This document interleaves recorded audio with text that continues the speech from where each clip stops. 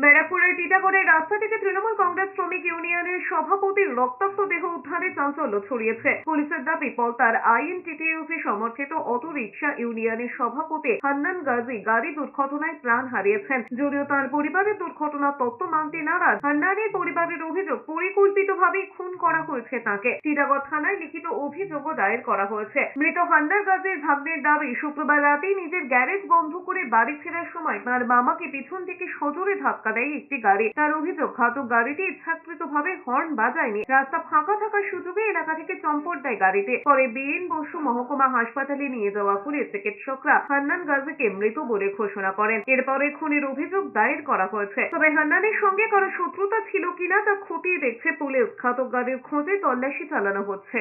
সময় মতন এসে পিছন থেকে সেরকম রানিং এ প্রেসারে মারলো, মেরে চলে গেল। তখন উনি আমার সামনে পড়ে গেল।